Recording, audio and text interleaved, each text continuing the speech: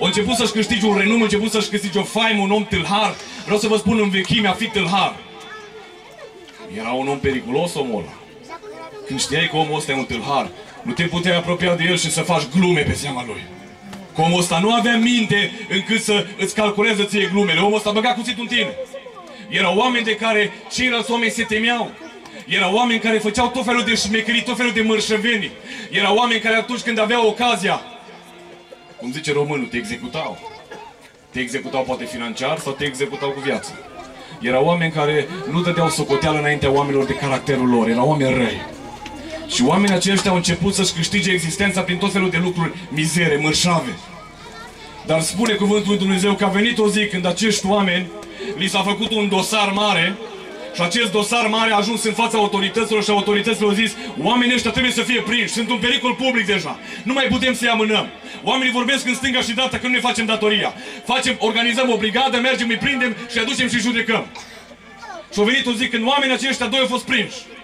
Au fost duși în fața unui judecător, judecătorul s-a uitat, au răsfoit paginile, au văzut dosarul lor, au văzut că e încărcat, au analizat și au dat o sentință. Au zis: oamenii ăștia trebuie să fie condamnați la moarte. Au făcut prea multe lucruri. Și au zis: mâine îi vom duce și vom crucifica în locul unde se numește locul căpățâna, în Golgota. Asta este sentința. Au bătut cu ciocanul, oamenii au fost dus în temniță și au zis: mâine la ceasul acesta am terminat cu voi. Și în aceeași seară, într-o altă locație, spune cuvântul lui Dumnezeu că era judecat însuși Fiul lui Dumnezeu. Știți pentru ce a fost judecat? Pentru faptul că 24 de ore din 24 de ore omul ăsta, cum zicea Nicu, omul ăsta a fost plin de bunătate și a făcut numai bine. Era dus în fața marilor preoți. Era batjocorit, era pălmuit, era scuipat. Și a fost pus o întrebare în acea seară care i-a zguduit pe toți oamenii aia prezenți acolo. S-a ridicat marele preot, s-a apropiat de el și a zis: vezi că tu ești judecat în seara asta. Pe baza mărturiei tale tu poți să scapi viața sau pe baza mărturiei tale tu mâine la ceasul acesta vei fi mort. Și a zis: să-ți pun o întrebare. Așa cum zicea fratele Onisim aseară, când s-a prezentat acel judecător cu o ultimă șansă, o zis: e ultima ta șansă. În funcție de răspunsul pe care mi-l dai, tu mâine vei mânca sau mâine vei muri. Și s-a ridicat marele preot și a zis: te întreb aici în fața tuturor oamenilor acestora. Te întreb în fața tuturor care cunosc Scriptura cu deamănuntul. Te întreb în fața tuturor oamenilor care zi și noapte studiază legea lui Dumnezeu. Te întreb în această seară, omule, ești tu Fiul lui Dumnezeu? Ești tu Hristosul lui Dumnezeu? Și Iisus Hristos și ce putea să spună? Păi să vezi. În anul 1700 cu tare, în anul 650, în anul 400, putea să o învârtă și să le dea un răspuns încât ei să rămână în uimire. Dar Iisus Hristos s-a uitat țintă la ei pentru că știa că i-a sosit ceasul. Și a zis: da, sunt. Eu sunt Hristosul. Și nu numai atât. Nu numai atât. Va veni ziua când veți vedea pe Fiul lui Dumnezeu coborând pe norii cerului. Va veni acea zi. Și când oamenii aceia au auzit lucrul acesta, au spus: este vrednic de moarte. A hulit. Își bate joc de Dumnezeul acesta. Este vrednic de moarte. La moarte cu el. Și s-au dus înaintea lui Pilat și l-au judecat și l-au trimis la moarte împreună cu doi făcători de rele. Acei doi făcători de rele nici nu știau ei cu cine au să meargă să moară a doua zi. Acei făcători de rele își făceau planuri și se gândeau oare cum se va scurge sângele. Se gândeau oare cum vor fi acele momente în care vom sta în arșița aceea în soare. Oare care vor fi ultimele momente? Oare se va întâmpla întocmai cum vorbeau alții că te îndrepți undeva spre o lumină? Oare ni se va întuneca privirea? Oare care vor fi semnele care vor spune că noi vom muri? Oare cum se va derula această moarte a noastră? Oare ce se va întâmpla în locul acela? Și își puneau întrebări ca toți oamenii. Și spune cuvântul lui Dumnezeu că undeva din spate se apropia altul cu o cruce. În spatele lor era Iisus Hristos, care era și el dus spre locul căpățânii. Și ascultați-mă bine. A venit momentul când i-a bătut cuie în palme, când i-a bătut cuie în picioare. A venit momentul când cele trei cruci s-au ridicat în arșiță. A venit momentul când picioarele lui Iisus Hristos nu mai erau pe acest pământ. Nu erau nici în cer. Erau între cer și pământ. Între cele două lucruri cu care el spunea: eu sunt cel ce am făcut cerurile și pământul. Și acum el era târnat între cerul și pământ. Și spune cuvântul lui Dumnezeu că toți oamenii, ascultați-mă, norodul, oamenii, știți ce făceau? Îl batjocoreau pe acest Iisus. Fruntașii, preoții, îl batjocoreau pe acest Iisus. Tâlharii care erau la dreapta, la stânga, îl batjocoreau pe acest Iisus. Era un om batjocorit acolo care stătea între cer și pământ. Era un om batjocorit așa cum l-a văzut Isaia și a zis, un om disprețuit, un om batjocorit, un om hulit. Era atât de disprețuit și atât de batjocorit și atât de lovit, încât îți întorceai fața de la el. Și noi nu l-am băgat în seamă, noi făceam glume pe seama lui. Noi făceam tot felul de afirmații pe seama lui. Noi ne băteam joc de Fiul lui Dumnezeu care stătea atârnat între cer și pământ.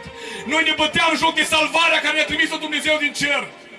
Noi stăteam acolo nepăsători și ne coteam unul pe altul și ne băteam joc și fiecare se întrecea în glume înaintea singurului Fiul lui Dumnezeu. Și noi nu l-am băgat în seamă. Credeam că era pedepsit de Dumnezeu, spuneau oamenii. Așa credeam, că eram pedepsit de Dumnezeu. Totuși, El a purtat asupra Lui păcatele și fără de legile noastre. Totuși, El a fost bătut în cuie și țintuit acolo, pentru ca pedeapsa care trebuia să cadă peste noi a căzut peste El. Și prin rănile Lui suntem tămăduiți. Și în mijlocul mulțimii, în mijlocul blestemelor, în mijlocul bajocurilor, în mijlocul huiduielilor, în mijlocul tuturor lucrurilor care se întâmplau acolo, în mijlocul zarvei și în mijlocul gălăgiei care era acolo, spune cuvântul lui Dumnezeu că un tâlhar care era acolo lângă Iisus Hristos aude ceva. Într-o lume în care, așa cum zicea fratele Nicu, într-o lume în care și astăzi, chiar dacă suntem pocăiți, când cineva scoate un dinte, parcă-ți vine, nu se scoți unul, se scoți doi, să întregi legea lui Dumnezeu. Când cineva îți dă foc la mașină, ești în stare să-i dai foc la casă. Când cineva îți face o amenințare, ești în stare să te duci să-i prăpădești familia cu o sabie. Când cineva te fură, ești în stare să-i dai tot felul de țepe și să-l faci pe omul ăla să plângă zi și noapte. Într-o lume în care nu suntem în stare să suferim paguba. Într-o lume în care mă judec cu fratele meu cu care altă dată am cântat. Într-o lume în care cu cel care am predicat și am mers la evangelizări îl port în tribunale de 10 ani. Într-o lume în care nu mai știm ce înseamnă bunătatea. Într-o lume în care ne vine să răsplătim răului cu rău. Într-o lume de asta, între cer și pământ, stătea Fiul lui Dumnezeu. Și acest Fiul al lui Dumnezeu, când oamenii îl bajocoreau, când oamenii îl vorbeau de rău, când oamenii îi făceau rău, în loc să răspundă răului cu rău, s-a uitat în sus spre cer și a zis, Tată, Tată, iartă că nu știu ce fac oamenii ăștia. Vreau să vă spun că inima celui tâlhar s-a mișcat. Pentru că spune cuvântul lui Dumnezeu că și tâlharii bajocorea. Și tâlharii făceau glume pe seama lui. Și gândește-te când faci glume pe seama unui om și când vezi că omul, în loc să-ți răspunde înapoi, în loc să devină obraznic, în loc să caute să te prindă de cămașă, omul ăla se uită în sus și zice, Tată, ai milă și iartă că nu știe ce face. Vreau să vă spun că în inima acelui tâlhar a început să se declanșeze pocăința. În inima acelui tâlhar a început să se miște ceva, pentru că omul acela a fost un om care venea din anturaje stricate. Omul acela a fost un om care venea din anturaje infecte. Omul acela a fost un om care venea din anturaje că dacă îl scuipai pe unul ăla te omora. Și în momentul când oamenii își băteau joc, în momentul când oamenii făceau glume și îl scuipau, acest Iisus Hristos din care se scurgea viața s-a uitat în sus și a zis, Tată, nu le țin în seamă păcatul ăsta. Iartă că nu știu ce fac.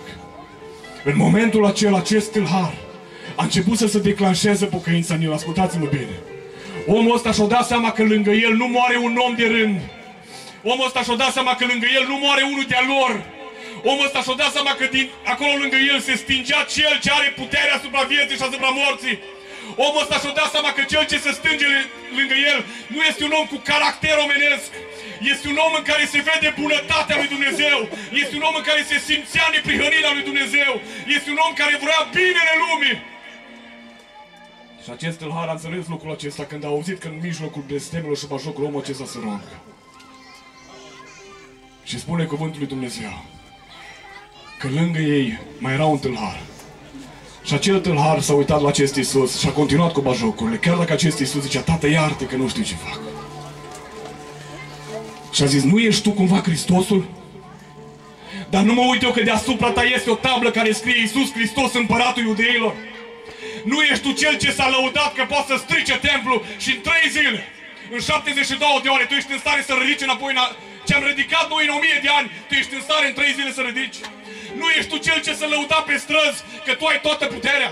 Nu ești tu care l-a înviat pe Lazar? Nu ești tu cel ce l-a vindecat pe Bartimeu? Dacă ești tu Hristosul, dă-te jos de pe cruce și dă-ne și pe noi jos!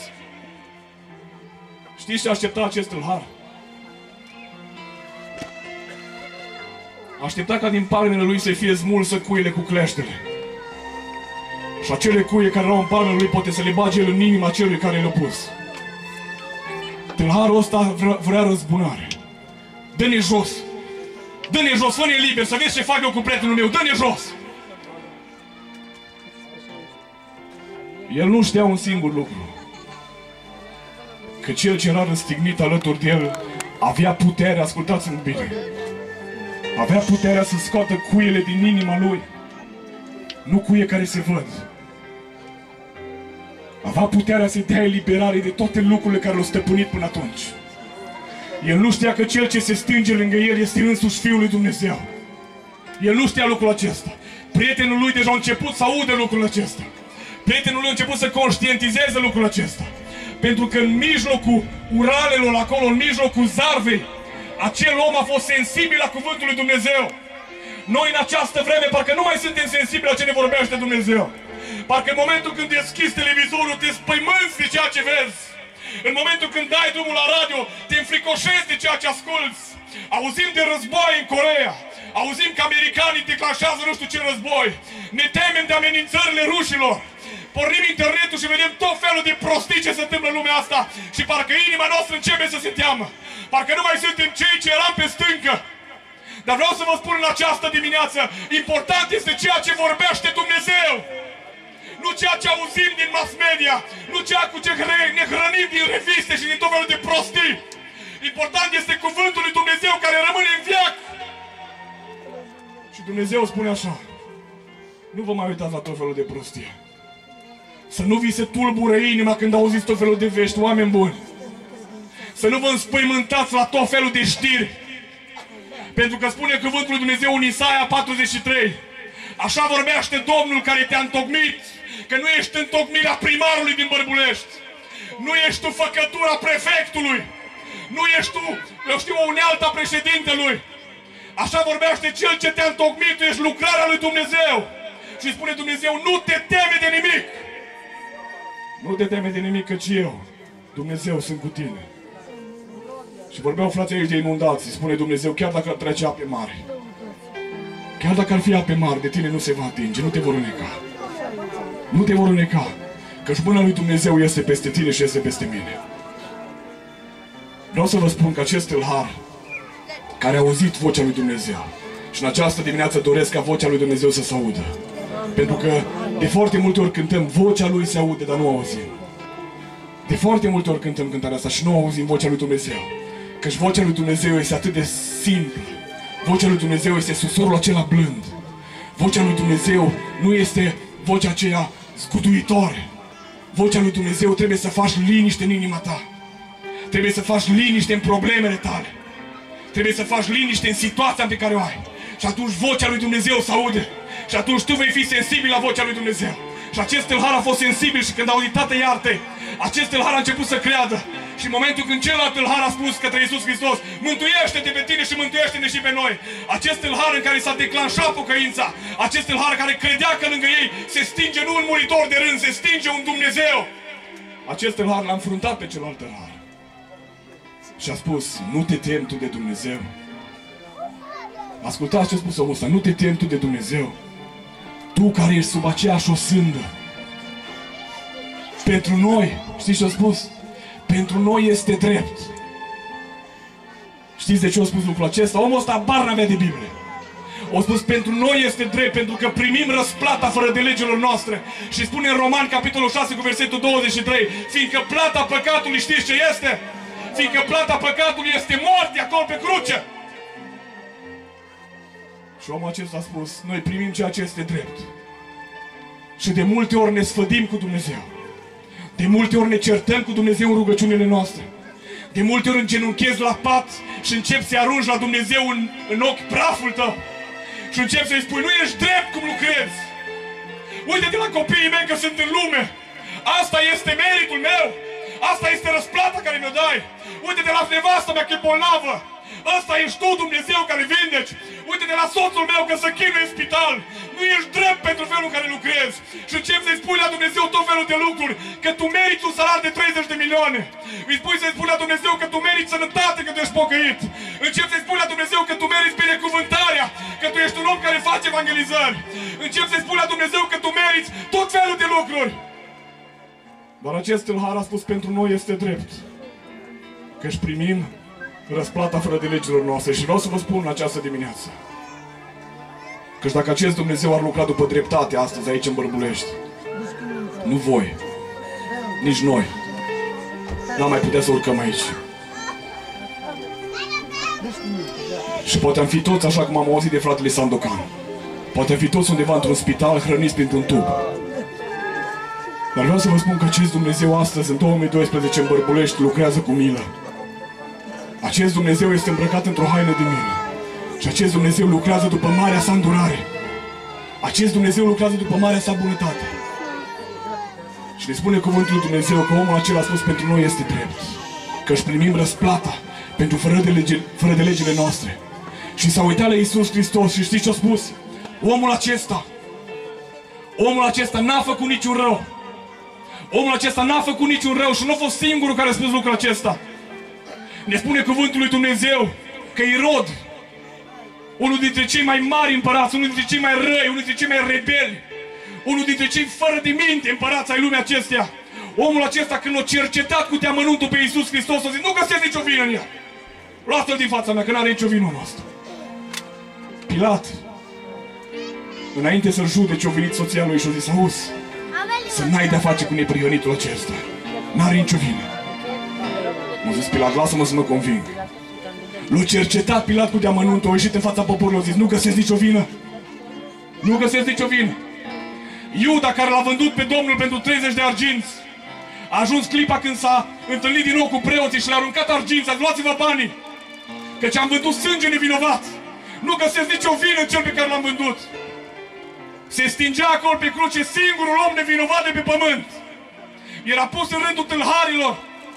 S-a făcut pentru noi tâlhar, s-a făcut pentru noi păcătos, pentru ca noi astăzi în Bărbulești să putem să plângem, pentru ca noi astăzi în Bărbulești să putem să dăm mână de pace, pentru că noi astăzi în Bărbulești să putem să înălțăm cuvinte de bucurie. Acest Iisus s-a făcut pentru noi păcat. Chiar dacă în El nu se găsea nicio pată, chiar dacă în El nu se găsea nicio fără de lege, acest Iisus s-a făcut pentru noi păcat. Și omul acesta a văzut în el caracterul lui Dumnezeu. Acest tâlhar a văzut în Iisus Hristos Fiul lui Dumnezeu. Acest tâlhar a început pocăința când a zis, eu sunt păcătos. Ați auzit ce a zis fratele Onisim de acel vameș, de acel fariseu? În prezența lui Dumnezeu îți vezi starea. Când omul ăsta s-a văzut că este lângă Iisus Hristos, a spus, pentru noi este drept, uite-mă ce am făcut, nu caut scuze. Nu încep acum să spun, îți aduci aminte, dacă nu mergeam pe drumul ăla, nu se întâmpla tâlhăria care am făcut-o, nu! Nu caut scuze, pentru noi este drept. Ceea ce merităm este moartea în acest moment. Pentru că în prezența lui Dumnezeu nu te mai vezi pocăitul care te vede păstorul. În prezența lui Dumnezeu nu mai ești sfântul care știe fratele tău. În prezența lui Dumnezeu te vezi cine ești cu adevărat. Căci de Dumnezeu nu ne putem ascunde. Ne spune cuvântul lui Dumnezeu cu un mare proroc pe nume Isaia. Amintea și fratele Nicu aseară de el. Acest om, spune cuvântul lui Dumnezeu, că s-a prezentat odată și s-a uitat spre Ierusalim. Și știți ce a început să facă? Să prorocească cuvintele lui Dumnezeu și a zis așa, vai de tine, Ierusalim! Vai de tine, Ierusalime, pentru că își sădești case mari! Vai de cei ce-și fac case mari! Vai de cei ce fac business-uri necurate! Vai de cei ce-și înșele nevestele! Vai de cei ce consumă alcool de dimineață până seara! Vai de cei ce trăiesc în chefuri și în beții! Vai de cei ce ne cinstesc cuvântul lui Dumnezeu! Vai și vai și vai! Și se uita spre voi și zicea, vai de voi! Vai de voi! Și spune cuvântul lui Dumnezeu că acest proroc a avut harul să stea odată în prezența lui Dumnezeu. Și spune cuvântul Domnului, când a ajuns în prezența lui Dumnezeu acest proroc, și îngerii, serafimii, heruvimii, și-au dat drumul la aripi și au început să înconjure tronul lui Dumnezeu. Și când acei îngeri și serafimi au început să strige, Sfânt! Sfânt! Sfânt este Domnul! Strigau atât de tare de se cutremurau ușorii ușii. Spune cuvântul Domnului că atunci Isaia nu și-a mai adus aminte de alcooliști. Isaia nu și-a mai adus aminte de curvari. Nu l-a mai interesat de cei ce zidesc case. Când s-a văzut în prezența lui Dumnezeu, o îndreptat mâna spre el și a zis, vai de mine! Vai de mine că locuiesc în prezența lui Dumnezeu și am buzele necurate. Vai de mine! În prezența acestui Dumnezeu Sfânt, omule care mă asculți în această dimineață, nu poți să trăiești cum vrei tu. În prezența acestui Dumnezeu Sfânt, trebuie să trăiești așa cum vrea El să trăiești. Și zic ca Dumnezeu să ne ajute la lucrul acesta. Căci degeaba predicăm, eu spun dreptul meu, degeaba am las copiii acasă cu nevasta și fac 500 de kilometri să vin să vă spun că Hristos trăiește. Dacă eu sunt om de nimic, degeaba am lăs și îmi privesc familia de dreptul ăsta de a avea un tată în mijlocul lor, că de foarte multe ori sunt plecat. Degeaba fac lucrul acestea și eu umblu cu tot felul de prostii. Căci va veni o zi când se va da pe față tot ceea ce tu faci la întuneric. Va veni o zi când se va da la o parte acoperișul sub care te-a ascuns de 20 de ani. Va veni o zi în care Dumnezeu va trimite dreptatea Lui din cer și atunci se va arăta ce ai clădit în 30 de ani de pocăință. Va trimite Dumnezeu focul Lui din cer și dacă ai clădit paie, dacă ai clădit ierburi, dacă ai clădit lemne, toată lucrarea ta se va nărui. Dar dacă ai clădit aur, dacă ai clădit pietre scumpe, spune cuvântul lui Dumnezeu că atunci când va trimite El focul din cer pentru a lămuri lucrarea, pentru a vedea ce din jur, ceea ce a sădit Dumnezeu în tine, acel aur va străluci mai tare și acele pietre vor sclipi atât de tare încât cei din jur se vor mira și vor spune, cum poate omul ăsta? Că aici e mirarea. În momentul când ai necazuri, în momentul când ești prigonit, în momentul când ești bolnav, știți când oamenii dau din cap? Nu când te îmbolnăvești, când vede nădejdea pocăitului în boală. Oamenii dau din cap când vede pacea pocăitului în necaz. Oamenii dau din cap când vede liniștea din casa ta în mijlocul furtunii. Atunci oamenii din Bărbulești vor da din cap. Nu când vii aici și cânti și strigi. În momentul când se ridică steag de doliu în casa ta și tu spui, trăiască Domnul, trebuie să ai putere să faci lucrul ăsta. Nu zice nimeni că e ușor. Dar dacă te încrezi în Cel ce are toată puterea în cer și pe pământ, dacă spui nădejdea în Cel ce este veșnic și nu te încrezi în lucrurile astea peritoare, vei putea face lucrul acesta. În urmă cu o lună de zile, frații din Bisa știu, o tânără de 17 ani de acolo de la noi a fost lovită pe trecere de beton de un polițist beat. O venit ăla cu BMW, avea 140 de km/h în localitate. În fața fratelui, era sora cu fratele, frați de corp. În fața fratelui, o spulberat-o pe trecere. O și omorât-o pe loc. La 17 ani să-ți vezi fata praf făcută pe drum. O târât-o vreo 100 de metri sub mașină. Să o vezi acolo într-o baltă de sânge și doctorii se trag un cearceaf peste ea. La 17 ani, când deja începe să se aducă rod în casă. La 17 ani, când deja lumea se cotește și se spune, uite ce frumoasă i s-a făcut fata. Uite cum i s-a înălțat ca un crin. La 17 ani, când deja îți faci planul și spui, să punem ceva bănuți deoparte, că poate la 18 ani să mărită. La 17 ani, când îți faci un viitor și noaptea înainte să te pui în pas, spui, Doamne, îți mulțumesc că mi-am văzut copiii mari.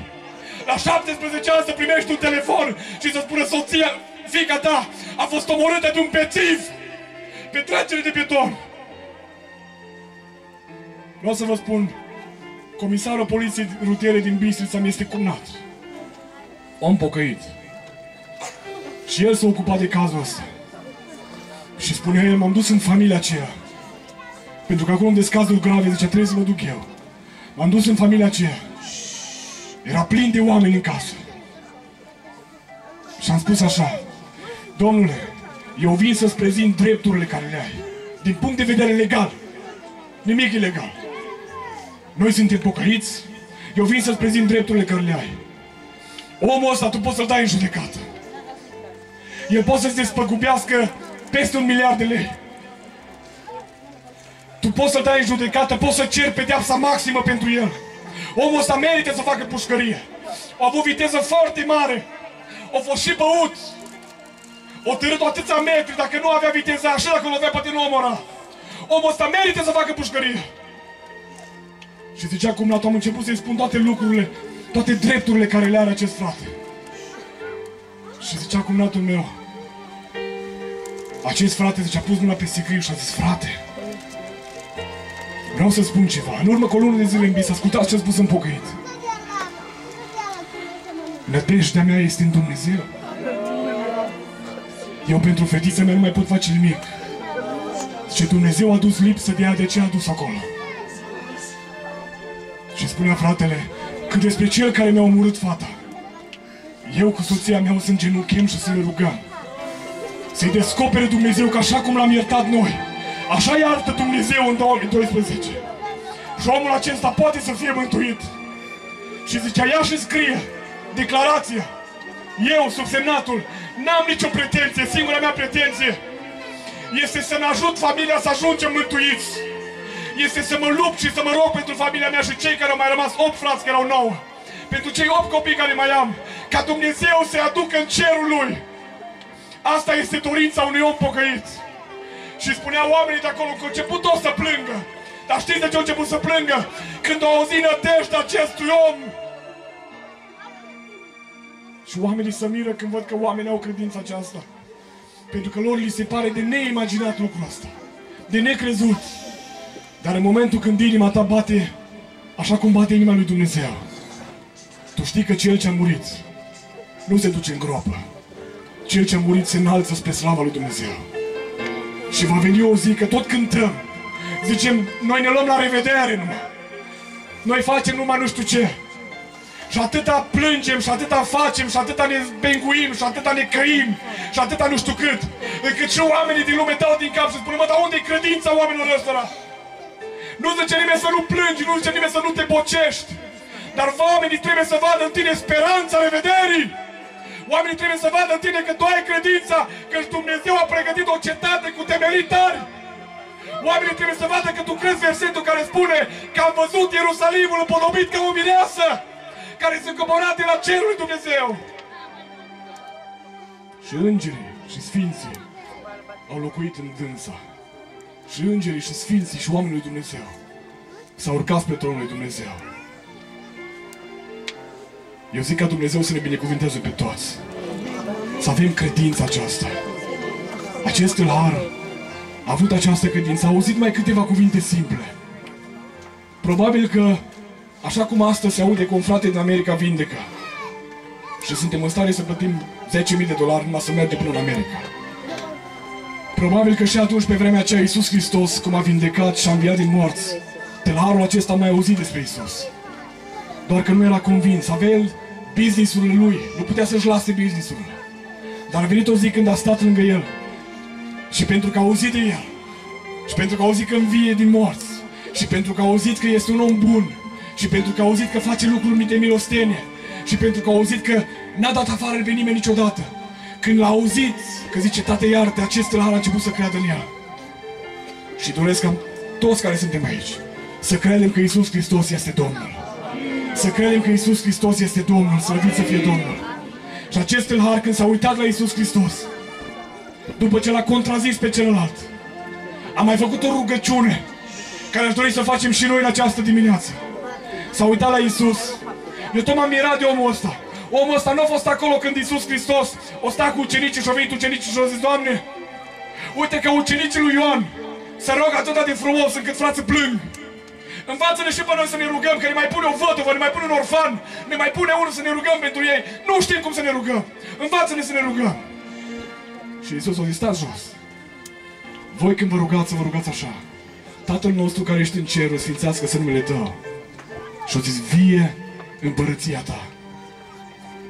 Dar tâlharul ăsta nu a fost acolo când a zis Iisus lucrul ăsta. Și totuși tâlharul se uită spre Iisus și zice: Doamne, adu-ți aminte și de mine când vei veni în împărăția ta. Pentru că acest tâlhar vedea în Iisus Hristos un împărat. Acest tâlhar cred că era singurul care credea de acolo ce scrie cu adevărat deasupra lui Iisus. Iisus Hristos, împăratul iudeilor. Acest tâlhar a avut această credință că Iisus Hristos este Fiul lui Dumnezeu și acest Fiul lui Dumnezeu are puterea să te ducă în raiul Lui. Și acest Fiul lui Dumnezeu are o împărăție care nu este pe acest pământ și împărăția Lui este veșnică și este în ceruri. Și acest tâlhar a crezut lucrul acesta și a zis: adu-ți aminte de mine când vei veni în împărăția ta. Și știți ce s-a așteptat să zică tâlharul? Auzi, când voi veni, mă voi uita în ochii tăi și voi spune: mi-aduc aminte de tine. Noi am fost pe cruce amândoi. Te țin minte. Dar Iisus Hristos face mult mai mult de atât. Îi spune: astăzi, nu o să-mi aduc eu aminte nu știu când. Astăzi îți spun. Astăzi tu vei fi cu mine în rai. Asta este făgăduința mea, ăsta este cuvântul meu. Și ceea ce vorbesc eu este da și amin. Nu că o să-mi aduc aminte peste 100 de ani sau 1000 de ani când voi veni din nou. Nu! Astăzi tu vei fi cu mine în rai. Și în această dimineață vreau să spun că acest Dumnezeu care a rostit această binecuvântare pentru tâlharul acela, pentru omul acela de nimic, care societatea nu mai dădea nicio șansă, acest Iisus Hristos poate să rostească și în dreptul tău această făgăduință. Astăzi vei fi cu mine în rai. Asta nu înseamnă că trebuie să mori să mergi în rai. Orice colț al pământului acesta unde este prezența lui Dumnezeu este un colț de rai.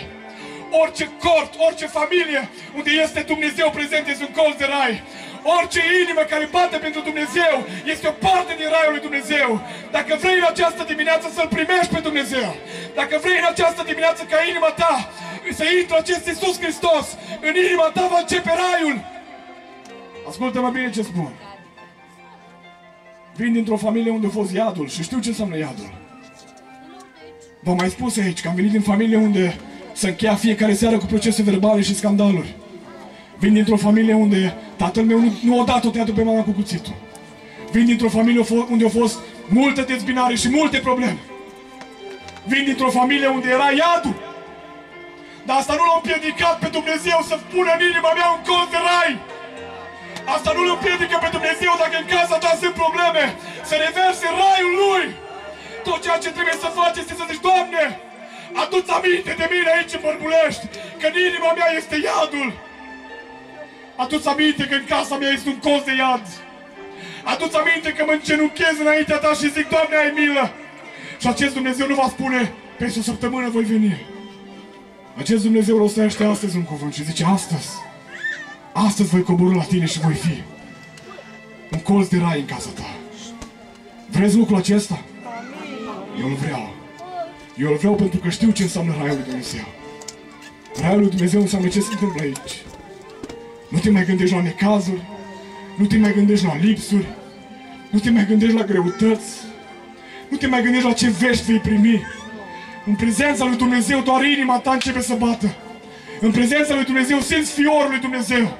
Și o doresc în această dimineață fiorul lui Dumnezeu să vă cerceteze pe toți. Căci așa cum a fost mântuit acest tâlhar, așa vom fi cu toții mântuiți și ne vom lua zborul spre cetatea eternă a lui Dumnezeu, dacă vom crede în acest Dumnezeu. Căci acest Iisus Hristos a murit și a înviat și s-a urcat la dreapta lui Dumnezeu. Și vreau să vă spun un lucru. Acest Iisus Hristos se va întoarce. Doar că întoarcerea Lui va fi una deosebită. Nu se va mai întoarce cu acea corună de spini. Nu se va mai întoarce cu sânge pe mâini, se curgă sânge din palme. Nu se va mai întoarce cu sânge aici pe coastă. Nu se va mai întoarce cu barba smulsă. Nu se va mai întoarce cu mii de răni pe corpul Lui. Acest Iisus Hristos se va întoarce ca un mare împărat. Acest Iisus Hristos își va lua pe El haina cea de nuntă, haina cea plină de strălucire. Acest Iisus Hristos va avea pe cap o coroană, dar nu o coroană de spini, o coroană împărătească. Și acest Iisus Hristos va veni din nou călare pe un cal alb, așa cum l-a văzut Ioan în Apocalipsa. O zi, văd cerul deschis și pe cel adevărat, pe cel credincios, călare pe un cal alb. acest Iisus Hristos va veni înapoi să-și ia ceea Lui. De aceea în această dimineață te provoc, de aceea în această dimineață te îndemn, de aceea în această dimineață te rog în numele Lui Iisus Hristos, acceptă chemarea Lui Iisus. Vreau să ne rugăm în această dimineață. Vreau să ne rugăm pentru cei ce nu-L cunosc pe Dumnezeu. Vreau să ne rugăm în această dimineață pentru cei ce de 20 de ani pocăiți. Ascultați-mă că sunt. Și nu trebuie să fie rușine. Rușine să fie dacă nu o să vezi raiul. Dar în această dimineață, dacă mai bate inima în tine, înseamnă că mai este moment de iertare. Vreau să ne rugăm pentru cei pocăiți de atâția ani care n-au mai simțit prezența lui Dumnezeu. Vreau să ne rugăm pentru cei care n-au vorbit în limbi. Vreau să mă rog pentru cei ce nu-i trezește Dumnezeu în miez de noapte, ani de zile. Oameni buni, e dimineața în care Dumnezeu te poate cerceta. E dimineața în care Dumnezeu poate să ia firele tale vechi, să le rupă, să le arunce în marea uitării și să spună un caiet nou în față. Și să spună un nume nou. E dimineața în care Dumnezeu poate să faci un legământ nou cu El. Și acest Dumnezeu în această seară să te trezească și să-ți arate revelații cu bărbuleștiul. E Dumnezeu care în această seară vrea să te cerceteze în mod deosebit. Dar acest Dumnezeu vrea ca acum tu să vii înaintea Lui, așa cum a venit tâlharul. Nu știu câte ore mai avea acel tâlhar, ascultați-mă bine. Erau doi tâlhari. Din acești doi tâlhari, amândoi mai aveau câteva ore de trăit. Din amândoi curgea sânge. Amândoi aveau aceeași sentință la moarte. Amândoi erau lângă Iisus Hristos. Dar numai unul a fost mântuit dintre ei, pentru că unul singur a vrut lucrul acesta. În această dimineață știi ce te îndemn? Să vrei să primești iertarea lui Dumnezeu. Căci acest Dumnezeu e un Dumnezeu care iartă. De aceea vreau să vă chem aici în față, cei care vreți în această dimineață, să ne rugăm pentru voi, să-L primiți pe Dumnezeu ca Domn și Mântuitor. Vreau să mă rog pentru cei care sunt de mulți ani pocăiți și n-au mai simțit cercetarea lui Dumnezeu. Vreau să mă rog pentru cei care n-au mai vorbit în limbi de ani de zile. Vreau să mă rog pentru cei care au avut un dar și s-a stins înaintea lui Dumnezeu. Vreau să mă rog pentru cei care au probleme grave. Vreau să mă rog în această dimineață pentru cei care au nevoie de acest Dumnezeu. Vreau să mă rog în această dimineață pentru cei care simt nevoia de Dumnezeu. Vreau să mă rog pentru cei care n-au încheiat un legământ cu Dumnezeu. Vreau să mă rog pentru că știți ce se poate întâmpla? Așa cum Dumnezeu hotărăște clipe când frații de-a voștri stau acum în spital, așa poate hotărî clipa când tu să te duci într-un spital și să nu mai poți face nimic. Ascultați-mă bine, nu o luați ca o amenințare, luați-o ca o realitate. Se poate întâmpla ca în această seară Dumnezeu să pună degetul pe inima ta și să spună 30 de ani, suficient. S-o pocăit de 20 de ani, dar nu-s mulțumit. Sau 30 de ani, el nu s-a pocăit niciodată. Și va veni ziua când vei fi hrănit printr-un tub și nu vei mai putea face nimic. Dacă tot s-a amintea aici de fratele Pustan, m-am întâlnit o dată cu el și îmi spunea: aveam un prieten foarte bun. Și prietenul acesta, ori de câte ori vorbeam despre Dumnezeu, că el știi ce spunea? Lasă-mă prostiile astea. Lasă-mă prostiile astea. Sau ori de câte ori mă întâlneam cu el, zice: auzi, zi repede ceea ce vrei tu să spui, că știu că tu ai o datorie să vorbești despre Dumnezeu. Zi ceea ce vrei să spui, după care să vorbim lucruri serioase. Și a venit o zi când Pustan a fost sunat de soția acelui prieten și a zis: te rog, Vladimir, vino repede, vino la spital că prietenul tău moare. Și zicea acest frate: m-am dus la spital. Zicea fratele Vladimir: m-am dus la spital. Era hrănit printr-un tub. Ascultați-mă bine, era hrănit printr-un tub. Nu auzea, nu vorbea. Zice: am luat mâna în mână și am zis: dacă auzi ceea ce îți vorbesc eu acum, strânge-mă de mână să simt că tu auzi. Dar n-am mai auzit. Era prea târziu pentru el. Dar în această dimineață aici în Bărbulești, nu vă chem să ieșiți înaintea unui om. Nu vă chem să ieșiți înaintea unui cult. Nu vă chem să ieșiți înaintea unei formații. În această dimineață vreau să îngenunchem. Și în această dimineață vreau să ne rugăm în mod special pentru cei care au ieșit în față. Lăsați problemele voastre. Dacă n-ați ieșit în față, înseamnă că nu aveți. Rugați-vă pentru cei care au ieșit, că cei ce au ieșit în față au nevoie de Dumnezeu cu adevărat. Cei ce au ieșit în față sunt oameni care depind total de Dumnezeu. Și asta s-ar putea să fie ultima zi pentru oamenii ăștia. De aceea rugați-vă pentru ei. Sunt oameni care vor să locuiască Hristos în inima lor.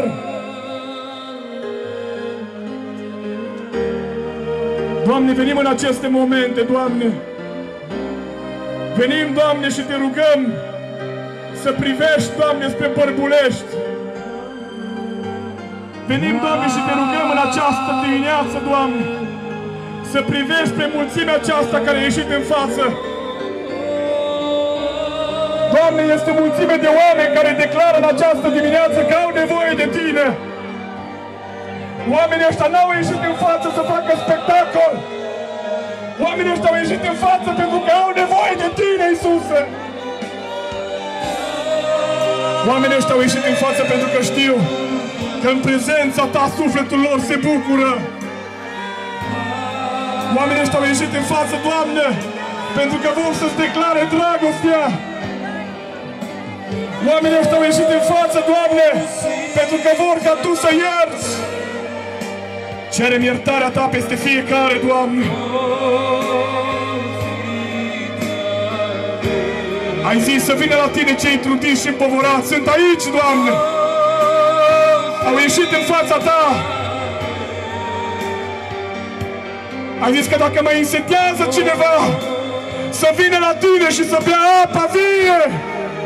Nu apă din fântână, nu apă din magazin, apa vie care vine de la tronul lui Dumnezeu. În această dimineață tornă apa Ta cea vie peste Bărbulești. Vin, Doamne, să Te rog în mod deosebit să scrii nume noi în cartea vieții. Vin să Te rog în mod deosebit să asculți rugăciunea fiecăruia în parte, că Tu ai putere să faci lucrul acesta.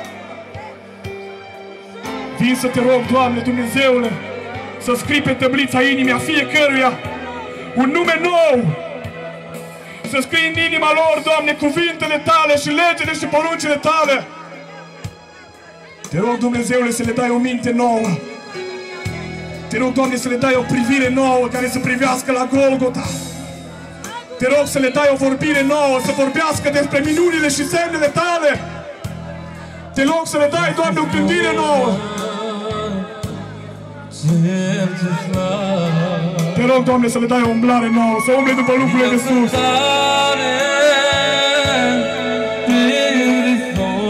Îți mulțumesc, Doamne, Te rog să binecuvântezi tânări și bătrâni.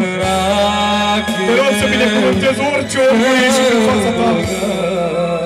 Sunt oameni, Doamne Dumnezeule, care au nevoie disperată de Tine. Sunt oameni care vor o schimbare în viața lor. Sunt oameni care s-au săturat de viața lor. Sunt oameni care vor un nou început cu Tine. Sunt oameni care vor să-și deschidă inima înaintea Ta. Aleluia! Ia-ți locul de cinste în inima lor, Iisuse.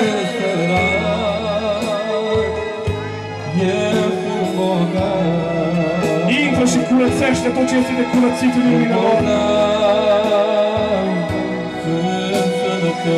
Și atunci inima lor va cânta Osana Fiului David. Aleluia! Trăiască Domnul!